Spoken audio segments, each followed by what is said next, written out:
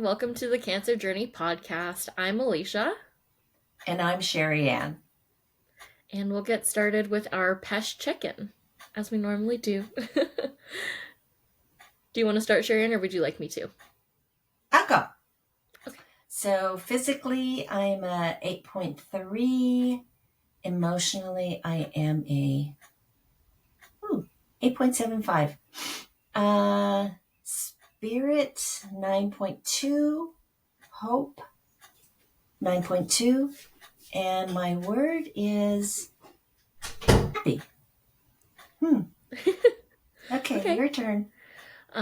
Physically, I am a 7.5. Emotionally, a 7.75. Spiritually, a 7. And hope is an 8.75. And my word is leaning in. Okay. All right. So what I wanted to bring up today is National Cancer Survivor Day, is to talk about what's life through the lens of a survivor.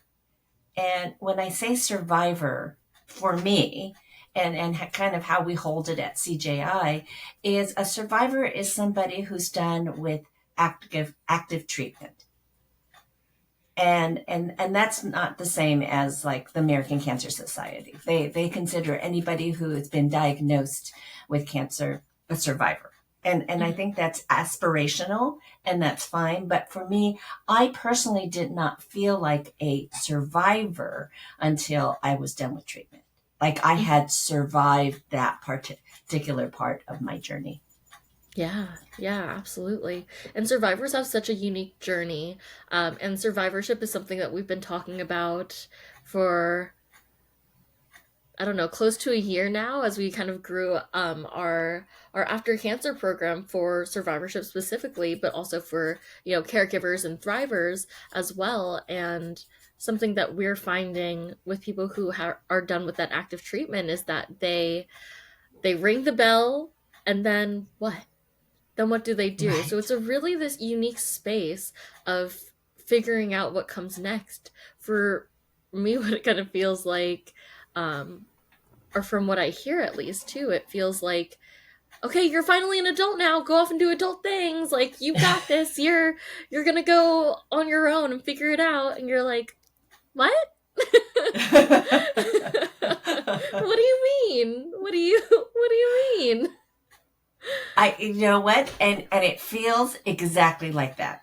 It's like, okay, so I entered this and I did it because this is what I was supposed to do. My cancer journey, my treatment journey, particularly. And then it's like, okay, you've just reached a point, you're done, and your treatment is done. Go out there and live your life. And I remember everyone going, yay, go, and like a birthday, right? Mm-hmm. And yet I still felt like a patient at that point. Yeah. And then it was like, okay, but go. You don't have to come back here tomorrow. You don't have to come back here next week. It's like, go, birdie, fly out of the nest. And it's like, hey, I'm going to go home. And then what? So, right. I mean, that feels like that whole, okay, you're an adult now.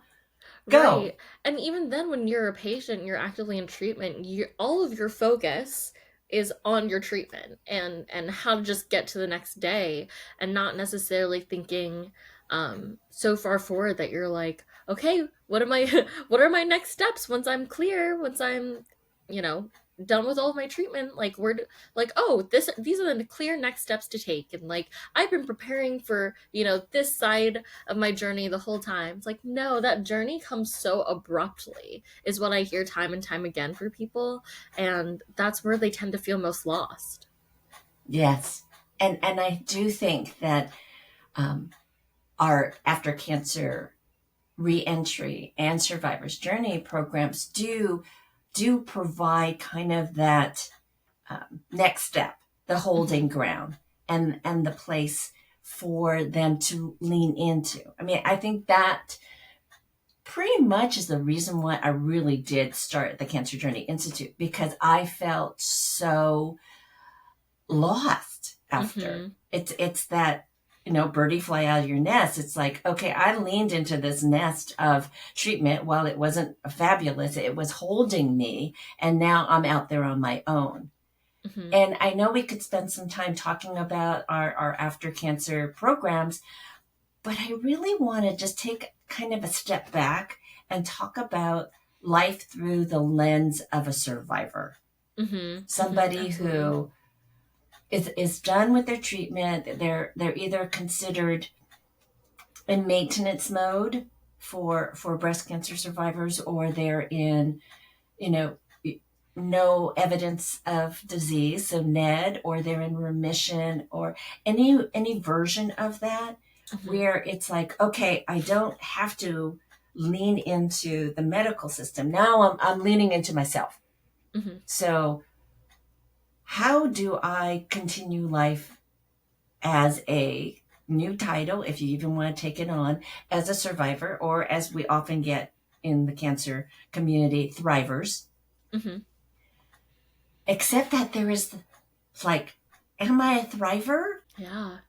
I I mean, think the question of that definition of both survivor and thriver, because I know a lot of people choose to take on thriver because they don't feel like survivor serves them and in the place that they're in. But, sometimes I think that we get not too caught up on the definition of those, but we want something that really resonates with us. And so sometimes it's like, without the word, what do you want to feel in this space after treatment or after, your main diagnosis? Like, what do you want? that is such a good question, Hmm. because we tend to label ourselves. So if Hmm. there was no label for me, it's like, who am I? We addressed that whole question in the after cancer programs.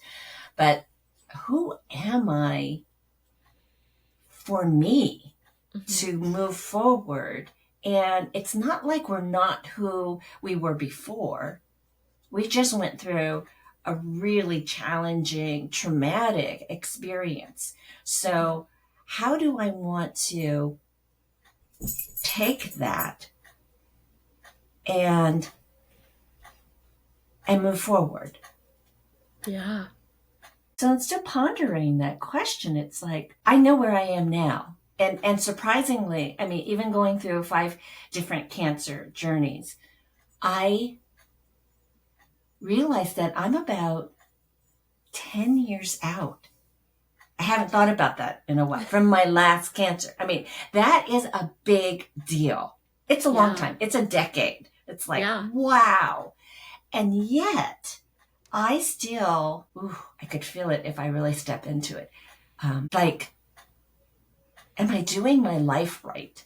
I mean, even through all that I've done, starting the Cancer Journey Institute, and raising you and Ryan, and just all that I do, it's like, am I doing my life right? Isn't that weird?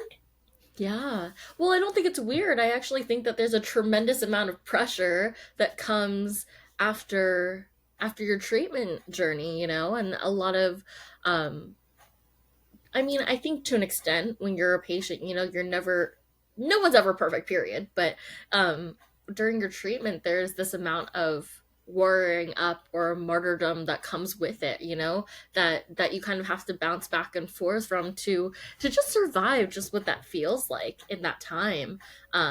Which there's no good or bad to that. It's being who you had to be to get through it. And then on the other side, there's that clear, like, well, I survived cancer, and what am I going to do with it? I have to make something of it. I have to be more of me. I have to be, there's so many have tos that start to come up because you were given this gift, and it is a gift of life, but there's so much pressure that we can easily take on, and so much guilt and all the emotions that are underneath that underlying guilt, um, that I think that being a survivor is so much more than just surviving, because now we put so much on ourselves as individuals, as people. It kind of reminds me of like veterans when they come back and they're lost too, but to have that added pressure on yourself to, like, I have to do more, I have to do it right, and I can't,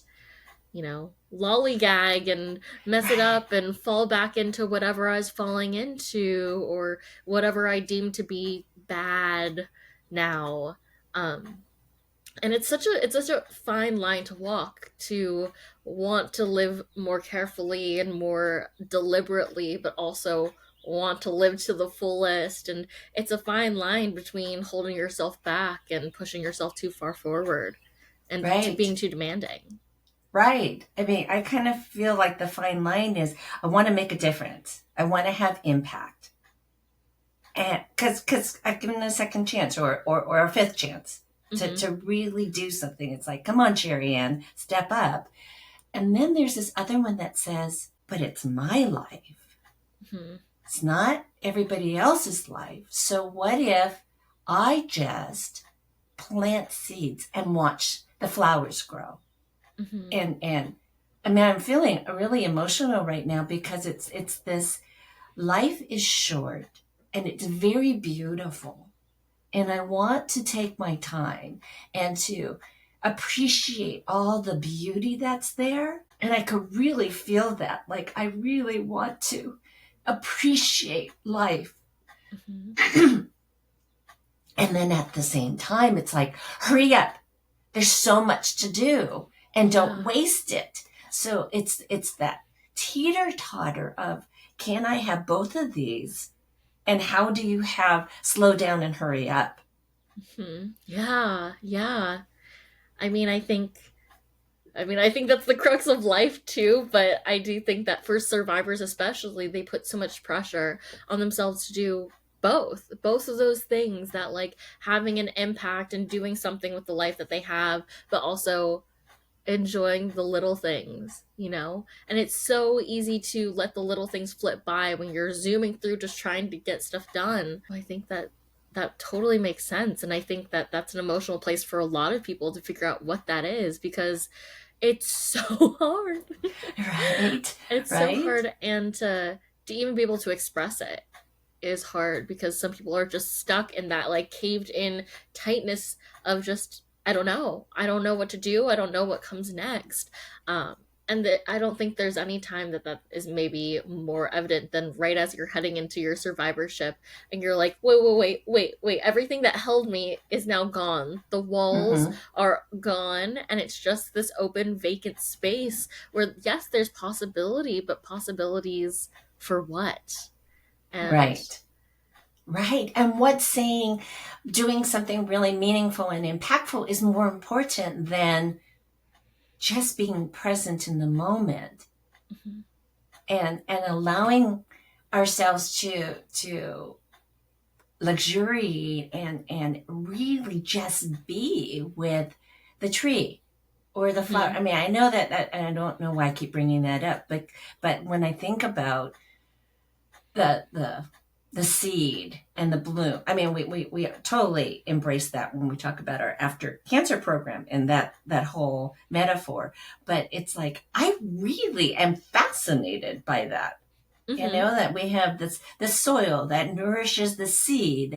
I was watching a documentary and they were talking about the circle of life and how the roots go down, the bloom comes up, flowers come, and then the flowers have the seeds and they drop them and then they start it all over again. And it's like this mhm, this life cycle and it's beautiful. And that what just came up is and that's not enough, Sherry Ann. So well, okay, so that's beautiful, and you can stay there for a moment and appreciate that. Now let's move on. And I'm mhm, just what I'm finding is I'm stuck on that teeter totter right now, as a mhm, survivor, as just a person of life, and it's like I'm trying to reconcile or make sense of it so that hmm, the planner and strategizer in me is like, okay, so then what are we doing next? So it's, mhm, I'm sure that everybody deals with this, but we're just slowing it way down and trying to look at it through the lens of a survivor. mhm. And And I I'm feel now I'm like just discombobulated. well, what I'm also getting from your like the life cycle with the seed, I mean, we do use that metaphor, yes, in after cancer, but it's such a great metaphor similarly to like I was thinking of like a butterfly, like a caterpillar becoming a butterfly. There's that like time when you're if if we're gonna personify this seed, your seed in the dirt, you don't know what's gonna happen. The roots are branching. There's still this darkness, and nothing yet has emerged to light. Nothing has quite come to light yet. So there is that like darkness unknown. Similarly with that caterpillar butterfly, you trust, you go into the cocoon, but it's utter darkness as this huge transformation happens, and this unknown still envelops you. So Right. I think that like being enveloped by the unknown is really, really, really scary.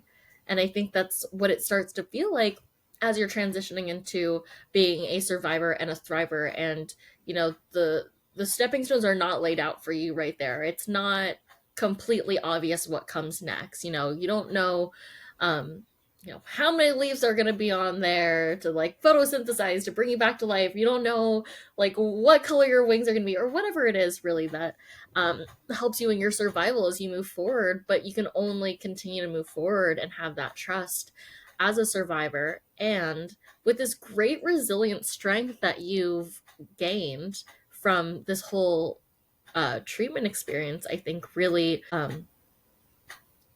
it's a strength that I think people know they have and are maybe a little bit tired of having acknowledged of, oh, you're so strong. Hmm. But it takes going through those experiences to know that that strength exists. And I think just being a survivor helps you develop that strength as you continue forward in your life and figure out what that path is. I mean, we say this time and time again, and you don't have to do it alone. So it can be Yeah. really hard as a survivor because you think you don't matter anymore, or that where you're at doesn't matter because you're not acutely in treatment. But there's this like trust and love that comes with being a survivor and going into the next step, that you do still need people, someone, anyone to really hear what comes next, because people still deeply care about you and they want to help. And to process all of that on your own is really, really challenging. Agreed. And I'm finding that I'm processing this with you and everybody else who's watching in this moment, because what I've forgotten, and it's something that we do all the time, which is embrace our values. And again, I've been hearing lots of value driven life, value driven company, value. But when it comes down to it, is my values. Mm-hmm. What's my values and how do I live that out? So I forget that I have the pieces Mm-hmm. that are uniquely mine for my path forward, and that's Mm-hmm. living my values. And your So, values are also what really truly matter to you. So it's not like, do I do this? Do I do that? And that fine line of like, what should I do next starts to become easier to walk when you know what matters to you. so what I know, because I know this and I forgot it for a moment, which is so weird, and I don't have it written out, which I tell everybody to do and to put it on their wall. But I have it here. I mean, my number one value is family, and family isn't just my family. It's my CJI family. It's my friends. It's my community. That's my family. So that's easy. My number two is freedom, and boy, do I need that. Like, put me in a box, that darkness, and all of a sudden, all I want to do is get out. My Mm-hmm. third one is adventure, which is me getting out and being free to have discoveries and adventures. My fourth one is creativity. It's like, and let me be me. That Mm-hmm. creativity feels like an expression of me.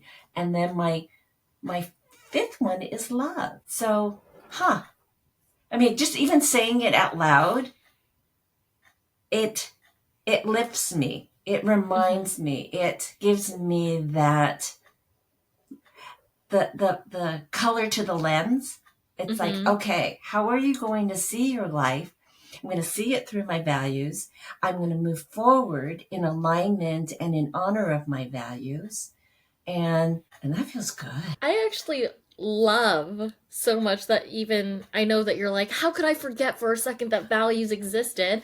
Which is like a really great tool that you've developed as part of the curriculum for CJI programs and stuff like that. But also, I think it's actually such a gift right now that you were able to forget that, and have this space where you're still processing, because at any one time you're not like, I am always resourced and I know everything constantly here, like it's all here right now all the time. Like, no, that's not how it is. Sometimes it is just emotion that needs to be released. So even though you were on the brink of of tears, maybe a couple tears slipped, you needed to be there. You needed to Right. be there to remember what you have. But also, it's so important because we're not a straight line. Nothing's linear. Healing is not linear at all. Right. It goes through ups and downs, and maybe not everyone's shifts happen as quickly as yours do, but you also have been resourced. You've been resourced for a long time, having these concepts that can be there to support you, and they've supported you time and time again.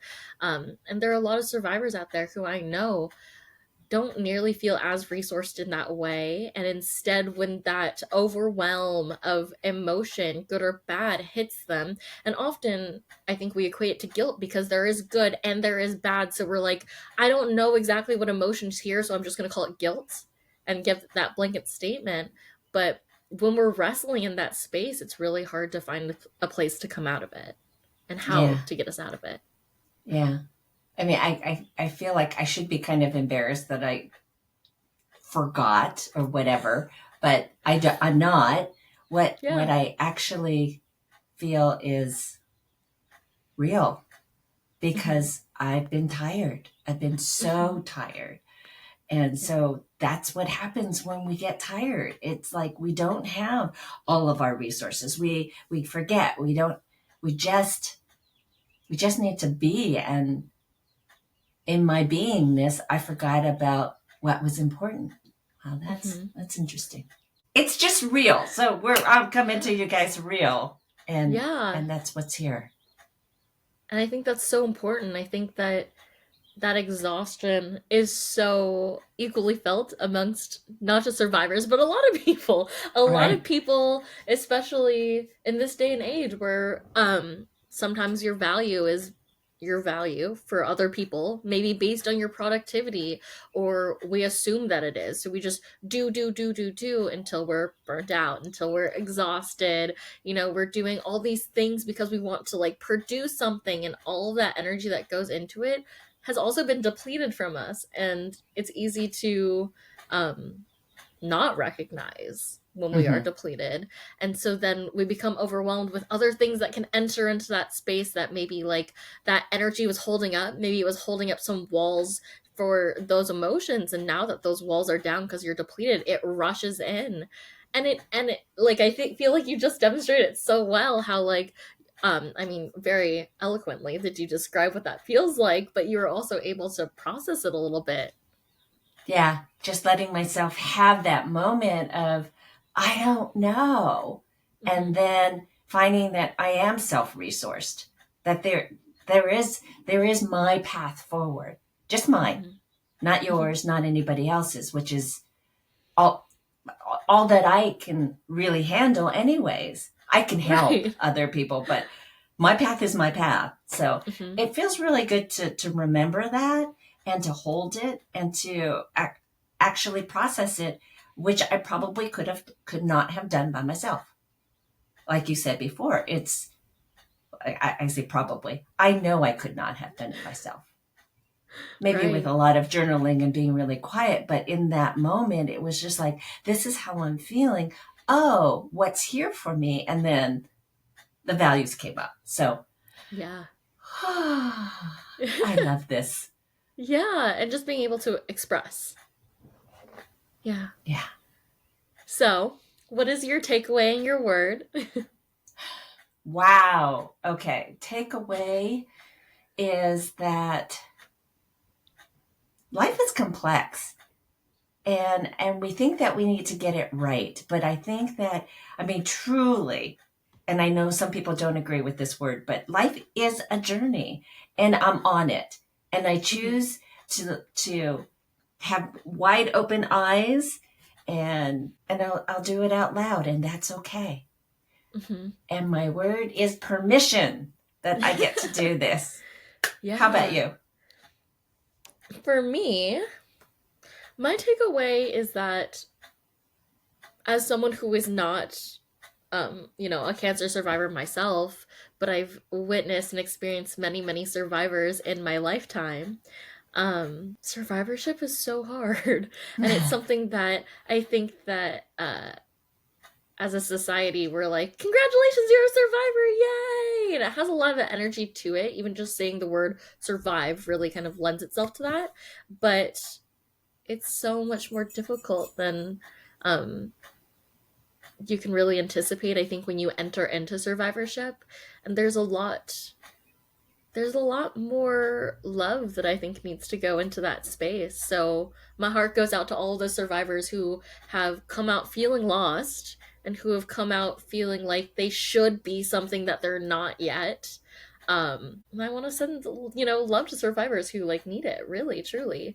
And my word is love. Yeah. That's lovely. I do want to just add that I'm speaking to you, audience, if you're a survivor and you're finding yourself struggling or even questioning, check out our website, thecancerjourney.com, and we have our whole After Cancer program series, and take a look. It's there to support you, and we'd love to help walk you through it. Hey, I'm human. I forget too. Life happens, and we get to come back together and find our way forward.